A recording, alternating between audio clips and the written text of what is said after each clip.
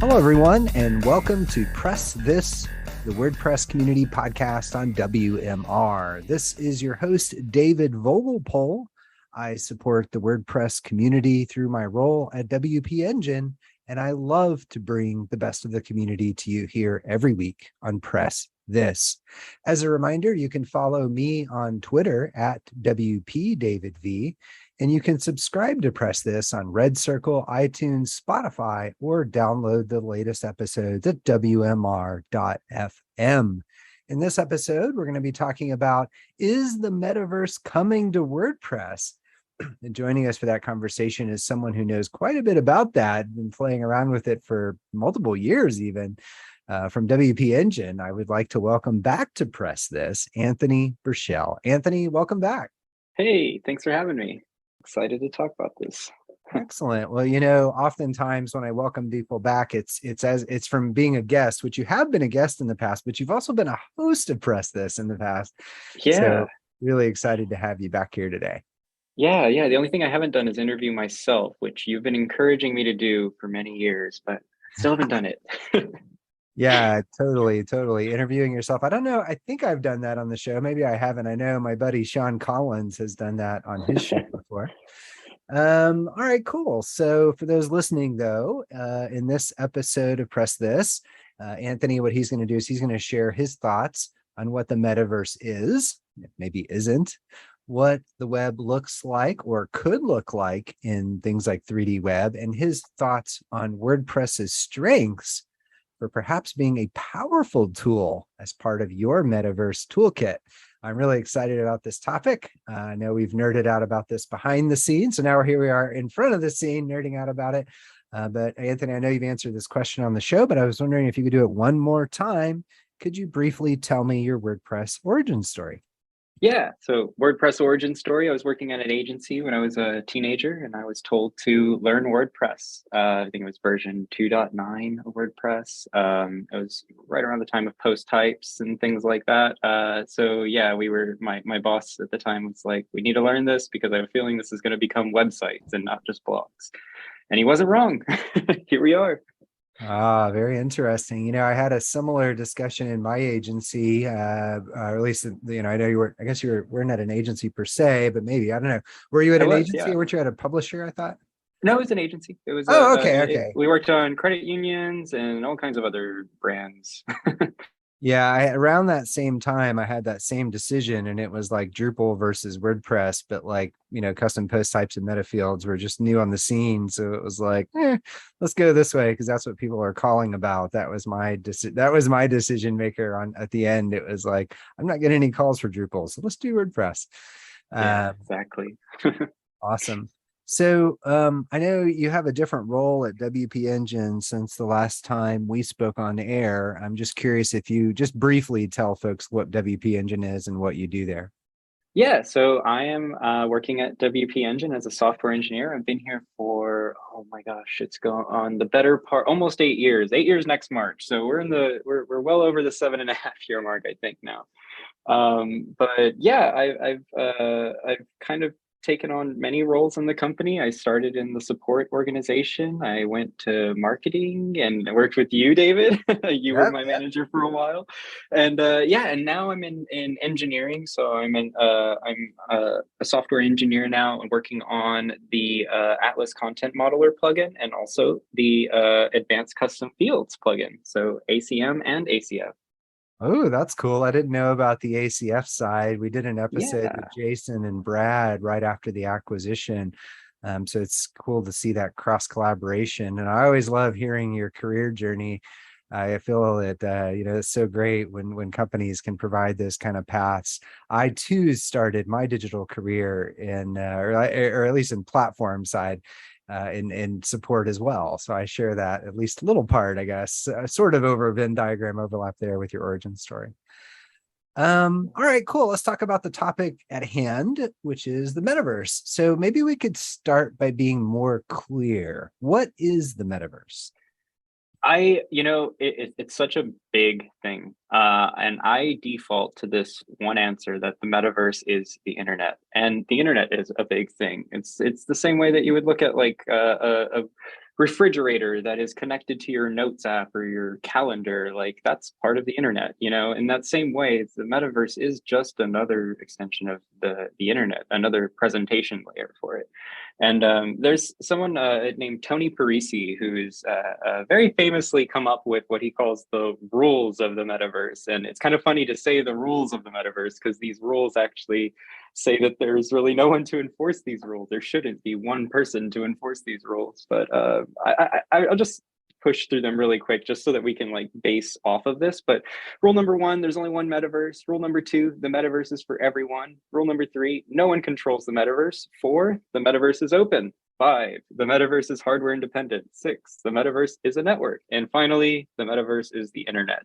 And these are sort of the rules that I follow, or at least the way that I frame my thinking of the metaverse and how we're building towards it and how like it should be open. We should empower everyone. And WordPress is really ripe for that. Like WordPress's slogan in a lot of places is democratize publishing, right? So let me ask you a quick follow-on question there, because you used a word that wasn't used in the rules or words, a phrase.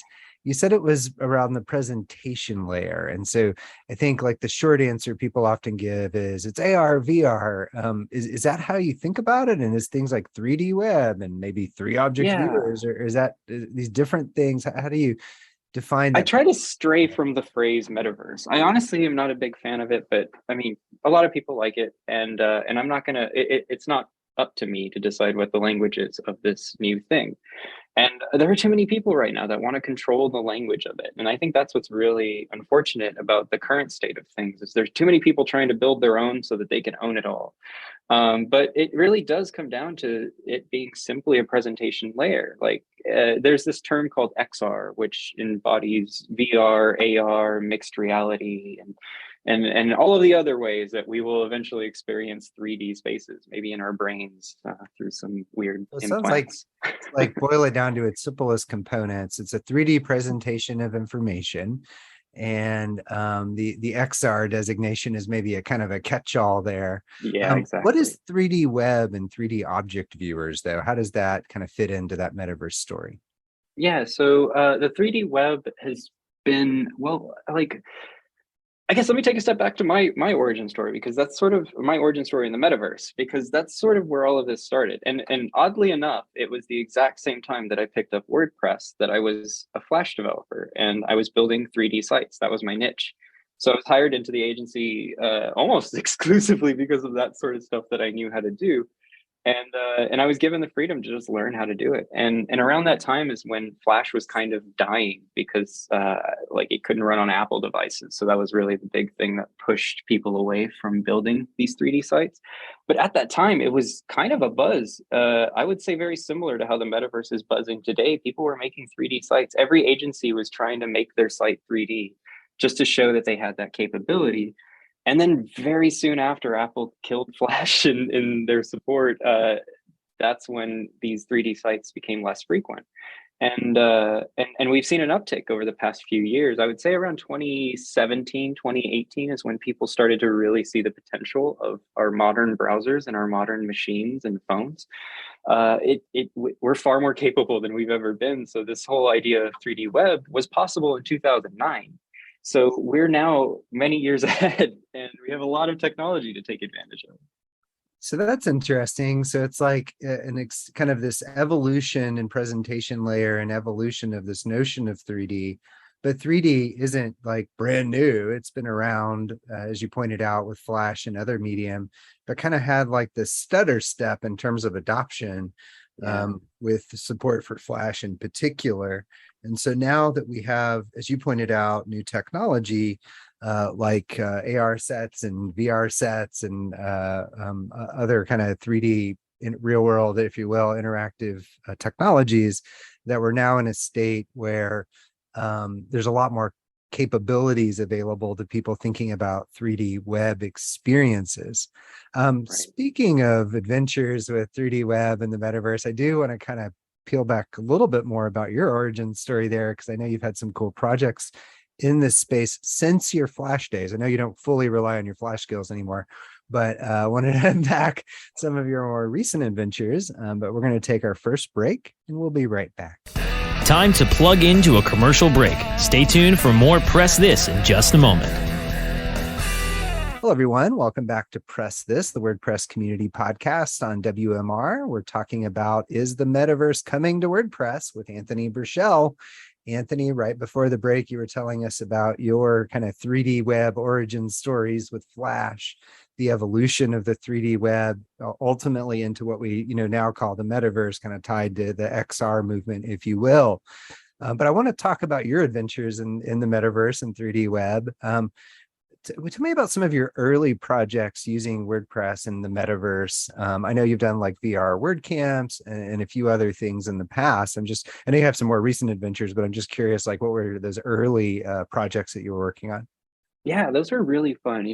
So the first proof of concept that I built with just like WordPress integrating with some kind of VR presentation layer was in 2017. I built a Unity app in one of WP Engine's hackathons where it was just basically looking at the REST API and interpreting the default post data that WordPress serves. So WordPress serves the post content, which is usually just text, some images, and it serves the featured image of that post. So I was taking advantage of having a featured image by putting a 360 spherical image around the user inside of a Unity app.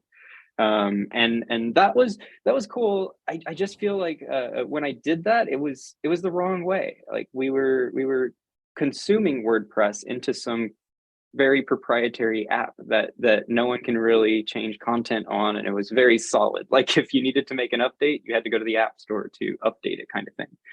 So this is so since then I've been trying to find ways to get closer to WordPress, and by that I mean, instead of consuming WordPress, actually using WordPress to be the presentation layer for this content. So 2017 was the first attempt at that, and then in 2018 I built a proof of concept blog reader. I call it a siteless blog reader because it does not require sight to hear it. And I was using this technology that Bose developed, and it was augmented reality glasses, but it had no visual augmented reality. It was sound augmented reality.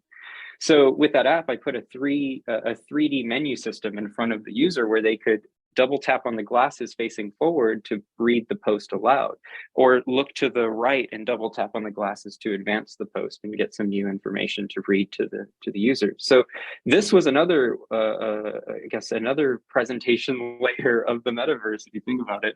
And this was also using that same approach of the REST API. So since then, I've been trying to get away from the REST API and actually use what is core to WordPress, and which is like the content creation flow, the presentation layer on the front, and unifying that not only on a front end WordPress, but I've even proven it works in like a headless context. Like a WP Engine has a product called Atlas that allows you to host headless WordPress sites, and I was able to prove that you could unify the same front end render of a WordPress on those Atlas sites to achieve the same 3D that you would with my plugin, which we'll talk about in just a moment. Excellent. So those are some good examples. It's also good to hear you, playing around with different constructs of it. The audio and spatial awareness project, I remember that one. That one was pretty fun. And you had expressed some of these techniques in the VR WordCamps that you helped to contribute to. Is that correct? Yeah. We did a WordCamp Austin. Oh my gosh, the years are a blur. I think it's been 2 years now since that. And what we used for that one was instead of using WordPress VR, we decided we were going to use a platform that's catered entirely to shared experiences that have like a multiplayer experience where we have live video and people all hanging out in a room. And that was running on a platform called Mozilla Hubs. And that was really successful. We had, I believe, hundreds of people come in through the day just watching the talks inside of VR, hanging out. I always mention this, but I remember like Josh Pollock got a group of people all in a corner of a room, and we're just like nerding out about random WordPress topics. And that's exactly what you would see in a real WordPress. So that was like my measure of success in, does the metaverse translate to real life? And it does. Yeah, I had a moment like that at that WordCamp, and I saw Josepha Hayden across the hall, and I was like, "Oh, I'll go say hi." So I walked over to Josepha to say hi, and we had a conversation. And I was like, "Wow, this is the most real world thing since the lockdown, at least in terms of had an event at an event Yeah. since it had begun." Some of these points are really making me think about accessibility in XR. And I'm not going to ask you questions about that because I think I'm probably going to have Meryl K. Evans back on the show because I know that's a big focus of hers, but you definitely have my wheels turning with that. So that's what you were playing on in the 2017, 2018 timeframe. So what are you experimenting with these days? Like some of your recent tweets was like, oh, I got to get Anthony back on the show to talk about this stuff. But what are you playing with today? Yeah. So today, I don't know if you've heard of this new fancy editor called Gutenberg that's now in every WordPress site. But I've been trying to get closer to Gutenberg because there's no denying that the future of content creation in WordPress will be done in Gutenberg. And previously I was just using post content, and it could have been classic editor sending very basic text, but I've gotten to a point where I've been contributing to a lot of groups that are focused on like open standards in the metaverse, and one group is called M3, and I've been really M3 Metaverse Makers, and I've been really inspired by all the people in there because there are a lot of people in there that are building their own VR platforms, and I've been trying to figure out like, well, how do I emulate those feature-rich platforms that people are building? One of them is called Hyperfi, and I highly recommend folks Google that one. But Hyperfi is trying to build this like shared experience, like experience that people can all get into a room and hang out, and it's focused a little on the NFT side of things, but it's a really great example of how like an end or how folks can be editing content in the front end of a 3D space, not having to go to some back end to like move something around and save it. And I've been taking a lot of inspiration from that. And I found that like WordPress is really good at laying out individual components of a final markup. So I have this plugin called the 3 Object Viewer that only serves the purpose of displaying 3D objects. I wanted to enhance that though, so that you could, instead of composing a single 3D object, you can compose many pieces of a scene to make up what I'm calling like a metaverse experience. And these components right now are broken out into separate blocks. So I'm using this a wrapper, very similar to like the content blocks that you see in a lot of plugins, where they kind of have this wrapper, and then you can add a bunch of inner blocks inside of it. And I'm utilizing the actual inner blocks system. And I have a few core blocks that make up a world. So like an environment is the container block, and that environment, you define a 3D object to be the collided world. Like if you're walking on something, your foot won't go through the ground kind of world. And then everything else you add within this environment aggregates to the front end render. So let's say I select some kind of like terrain to be my environment, and then I add maybe a building inside of it. I can then add many blocks to compose a scene. I can add images, I can add videos, basically anything that you can add in a 2D site. I'm aiming to reach feature parity in generating 3D content. Is the idea behind that concept? I mean, I'm guessing obviously everyone likes an easy button, so maybe even people feeling comfortable creating 3D objects in other contexts could potentially take advantage of that. But is it like capturing that spirit of like democratizing the web, but like democratizing the metaverse? I'm not trying to put too much aspiration on what you're doing here, but I'm just curious if that's what you're thinking as you build this out. That is very much the goal. Like, I mean, I've heard democratize the web from WordPress for many years, and I keep hearing people wanting to own the metaverse. And every time I hear that, it's just it really does not inspire a healthy community. It just sounds to me like corporate greed, to be honest. And open source is the way that WordPress has succeeded. We've built a community, and there's a lot of people that are already here. So the approach I'm taking is meet people where they are. A lot of people have websites that are WordPress, and a majority of these 3D clients that are out there, like they're just reinventing a lot of core WordPress concepts. Every single platform out there that's being built for a metaverse experience is having to generate some kind of user system, some kind of asset manager, and some way to display it all. and the display it all side of things is typically a very simple like HTML site that has a few, it's got this JavaScript client that talks to some other services, but at the end of it all, you've got so many different moving parts to just keep in sync. And it's very, very hard. And on top of that, then you have to solve content creation, and then you just get into these deep concepts that really are hard to solve. And many of them are solved in the block editor. Like just the concept of having inner blocks implies that there is some concept of having a parent item and things inside of it. So it sounds like, I really loved how you said that people want to own the metaverse, and in a good way, in a big part, this is about democratizing it, which I think is a really interesting concept and definitely very on the nose. I'm curious what others are doing though in this space, but we're going to take our next break and we'll be right back. Time to plug into a commercial break. Stay tuned for more Press This in just a moment. Hello, everyone. Welcome back to Press This, the WordPress Community Podcast on WMR. We're talking with Anthony Burchell about, is the metaverse coming to WordPress? Anthony, right before the break, you made a really salient point about democratizing the metaverse, and maybe that's one of the opportunities there. And you kind of mentioned how some of the things you were working on in your plugin. Could you mention the plugin name again for people that want to? It is the 3-object viewer. You can type in 3-object viewer in any search bar on the plugin repo, and it'll come up. There should be a picture. So it's on the .org repo. Yeah. So it's there. I've been pushing updates as frequently as possible. It's in its current state. It doesn't have implemented right now this new scene structure that I'm talking about. This like world composition structure that I'm building, but I'm not far from it, because just all of those things that I just described, all of those core blocks that make up a world, I built in the last week. So making steady progress. Excellent.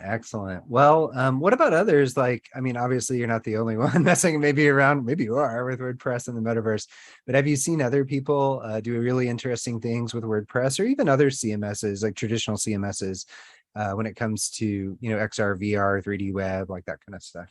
Yeah, there is someone in the WordPress community that their username is just Eric, ERIK, but they made a model viewer extension based on my plugin. That was kind of cool.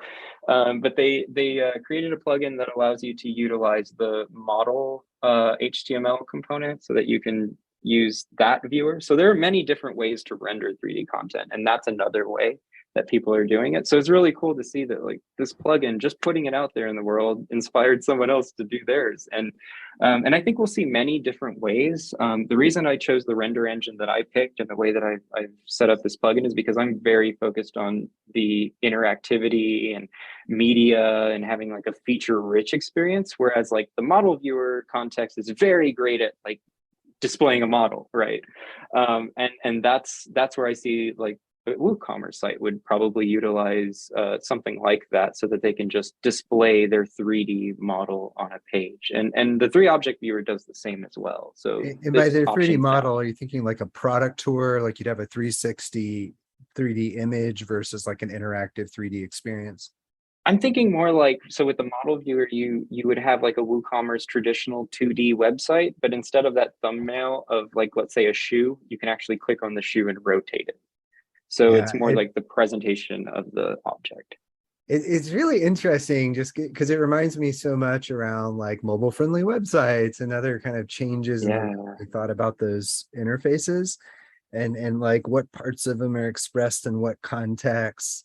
Are we going to have like a VR first mode and the modality in the future? And of course, not right now, right? Because there's not enough devices, but it is really interesting to think about how people will think about their content and strategy and functionality strategy, even in when it comes to the metaverse and XR, and it comes to their kind of normal website. And it's so funny. Like, I know you're such on the bleeding edge here. I know we talked about this before the show, but when I wrote out the show description, it had like misspellings all the way throughout. and they were real words spelled the right way. But of course, spell check hasn't caught up. But maybe that's like the sign your technology's made it, when like default spell check spells your tech correctly. I think so, right? Yeah, or your company has made it when Apple auto corrects it. Yeah. Oh, right. That's the ultimate measure of brand for sure. But yeah, I think it was like Metaverse and other things, and it was like Google's spell checker engine or something. I thought that was really funny and interesting. Do you think WordPress, I know you kind of touched on this already, but do you think WordPress has advantages as people think about their 3D web metaverse CMS strategy? The biggest advantage right now is that you can activate this today on your website with a single click. I think that is what is going to be most powerful about this approach, because you're meeting people where they are. I use it a lot. I was actually told that by someone in the Metaverse makers group named Jin, who's a big influencer in the Metaverse space. But they mentioned, like, you are meeting people where they are already, which is a recipe for success, just because people don't have to go spin up 1,000 servers to aggregate to one experience running on a simple static site.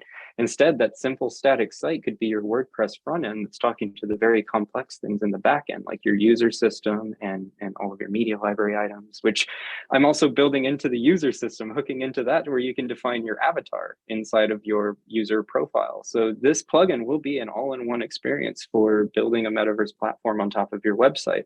So what you were saying earlier about how this mobile transition of the web, I think I posted something similar around this recently, where I was saying I strongly believe every single website will need a 3D presentation layer. And I think it will be very similar. We'll see agencies, we already are seeing agencies that are focused on 3D websites, but we will see agencies that are focused on making 3D responsive websites. So you should be able to view the same content. Yeah, so you should be able to view the same content in a responsive way on a 3D device. And the way that I would explain to people that are like trying to dream on this is, imagine that you put on some glasses right now and you're looking at your 2D screen, and stuff can go off of your screen and go out into the world off of the side. In order to do that, you need to make that content available in some way, in some interoperable way, that the content can be shared from different platforms, not just WordPress, but like there needs to be some form of markup or some kind of JSON that everyone understands and can interpret it. Because the first thing that people are going to want to do once they get these glasses is they're going to want to move their content out of the middle. I think we're going to be saying, well, I don't want this icky 2D site. I foresee much revenue in the future for web agencies as the world kind of adopts this new universe of the metaverse. Well, this was incredibly interesting. Thank you so much for joining us today, Anthony. Yeah, absolutely. Anytime. Excellent. Well, if you'd like to learn more about what Anthony is up to, you can visit 30v.xyz or follow him on Twitter at AntPB, and Ant is spelled A-N-T. All right. Well, thanks everyone for listening to PressThis, the WordPress Community Podcast on WMR. This has been your host, David Vogelpohl. I support the WordPress community through my role at WP Engine, and I love to bring the best of the community to you here every week on PressThis.